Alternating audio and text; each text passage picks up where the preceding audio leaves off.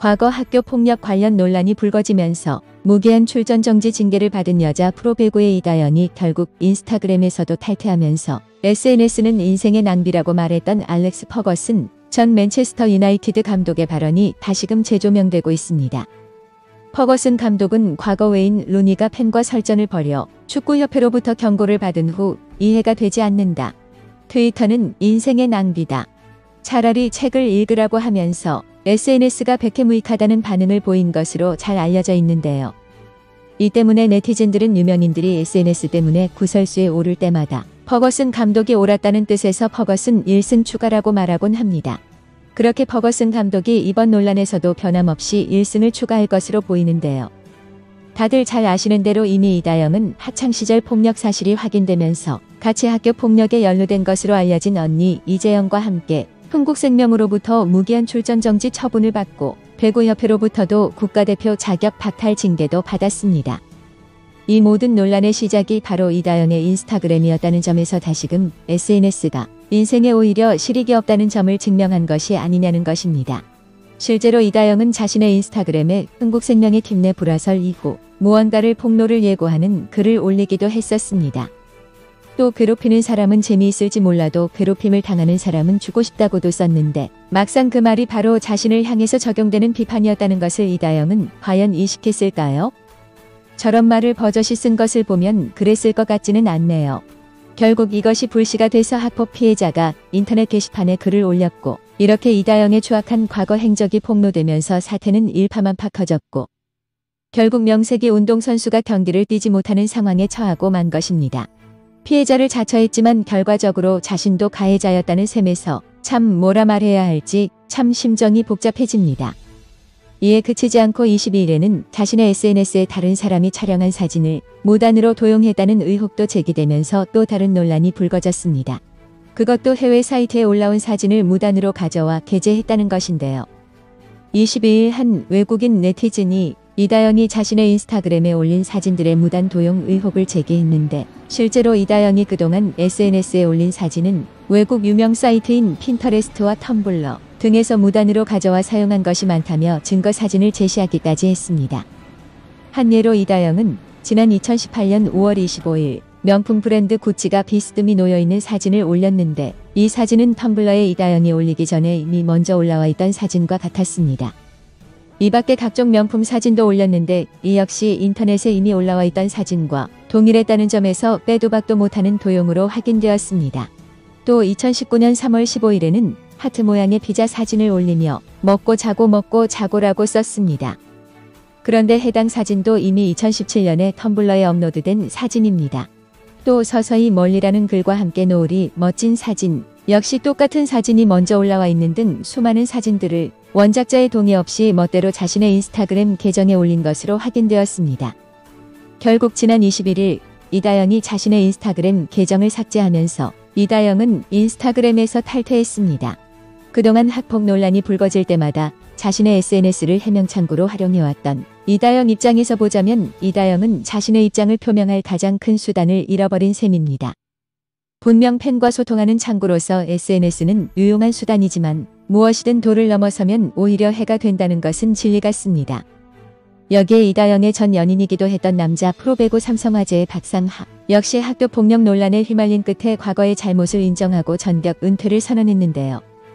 지난 19일 한 인터넷 사이트에 과거 중학교 시절 박상하로부터 학교 폭력을 당했다고 주장하는 피해자의 게시글이 올라오면서 논란에 휘말린 박상하는 처음에는 자신의 학교 폭력 전과를 부인했지만 결국 꼬리를 내린 것입니다. 박상하는 22일 구단을 통해 최근 학교 폭력 논란으로 본의 아니게 구단, 동료, 배구 팬 여러분께 불편함을 드리고 심려를 끼친 점 고개 숙여 진심으로 사과드린다며 학창시절 학교 폭력이 있었던 것이 사실이라면서 코트를 떠나겠다고 밝혔습니다. 한때 국가대표 센터로 태극마크까지 달았던 박상하였지만 이렇게 학창시절의 어두운 과거 때문에 원치 않게 선수 생활에 마침표를 찍게 된 꼴입니다. 그러나 박상하는 이렇게 은퇴를 선언해놓고는 악의적인 허위사실 유포 및 명예훼손에 대해서는 법적 대응에 나서겠다고 선언하면서 사람들의 지탄을 받고 있는데요. 23일 오전 인스타그램에 입장문을 올린 박상하는 이제 선수가 아닌 한 개인으로서 저의 입장을 보다 자세히 밝히고 싶어 어제 발표한 공식 입장과 함께 조심스럽게 추가 입장 및 사과문을 올린다고 밝히면서 학폭 문제에 있어서 자유롭지 못한 것은 사실이다. 어떤 이유로도 학교폭력은 정당화될 수 없다면서도 지난 19일 박상아 삼성화재 선수 이야기입니다라는 제목으로 네이트판에 올라온 게시물의 동창생 납치 및 감금, 14시간 집단 폭행과 같은 내용은 절대 사실이 아니다고 반박했습니다. 그러면서 만일 폭로 내용이 사실이라면 결코 용서받을 수 없는 심각한 수준의 사건임을 너무나도 잘 알고 있으며 이번 거짓 폭로를 통한 악의적인 허위사실 유포 및 명예훼손에 대해 강경하게 법적 대응에 나서려고 한다고 강조했습니다. 이어 저와 함께 가해자로 실명이 거론된 다른 사람들 역시 글쓴이를 고소할 계획이라고 한다고 덧붙였는데요. 박상아는 또 자신으로부터 학폭 피해를 당했다고 주장한 네티즌은 중학교 동창이라는 점 외에 개인적인 친분이나 교류는 전혀 없다며 마치 저와 친분이 있는 듯 꾸며낸 정황도 포착됐다고 주장하면서 그는 대체 어떤 의도로 이 모든 행동들을 하고 있는지 알 수 없다고 주장했습니다. 이런 박상아에 대해 해당 네티즌도 대면하자고 해도 연락 없고 은퇴, 대단들 하다며 어차피 인정할 거 나한테 한 짓도 인정하고 끝내라라며 리스크가 너무 큰 건가. 왜 그러는지 아무리 이해하려고 해도 안 된다는 반응을 보였는데 이런 정황을 볼 때 박상아의 학교폭력 논란 역시 단기간에 끝날 일 같지는 않습니다. 이렇게 배국의 전체가 학교폭력 논란으로 뒤숭숭한 가운데 김연경이 지난 19일 인천 계양체육관에서 열린 KGC 인304와의 홈경기에서 흥국생명의 세트스코어 3-1 승리를 이끈 뒤 가진 인터뷰에서 이다영 논란에 관해서 입을 연 것이 주목받고 있습니다. 해당 인터뷰에서 김연경은 이번 시즌 여러 가지 문제가 있어 힘들었다. 힘든 가운데에서도 분위기를 올리려고 노력했지만 쉽지 않았다면서 해당 논란을 간접적으로 에둘러 언급하며 사실 시즌 중간에 주전 선수 2명이 빠진 상황에서 경기하는 건 정말 힘든 일이라고 생각한다. 그런데도 선수들이 잘 이겨냈고 오늘 좋은 결과로 이어진 것 같다고 덧붙였습니다. 그러면서 김연경은 지금도 한마디 말하는 게 조심스러운 상황인 것 같다. 지금은 선수들 분위기를 끌어올리는 데 최선을 다하고 있다고 강조했는데 이때 김연경이 학교폭력 논란이 불거진 이후 해당 선수들로부터 연락을 받았느냐는 질문에 없었다고 짧게 답한 것을 두고 이들 자매에 대한 비판이 다시 빗발치고 있습니다.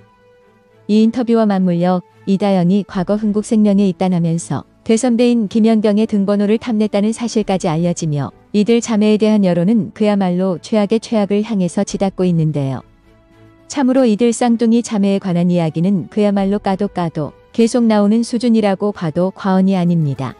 여하튼 김연경도 최선을 다해서 코트 안에서 좋은 모습을 보여드리겠다고 약속한 만큼 쌍둥이 자매 없이도 흥국생명이 계속 선전하는 모습을 보여줬으면 좋겠습니다. 부디 학교폭력은 한때의 철없는 행동이 아니라 엄연히 남들에게 상처를 입히는 범죄 행위이며 학교폭력 가해자들에게는 아무리 오랜 시간이 지난 뒤라고 하더라도 응분의 대가가 돌아온다는 것이 우리 사회 모두에 각인되기를 바라며 오늘 방송은 여기서 마치겠습니다.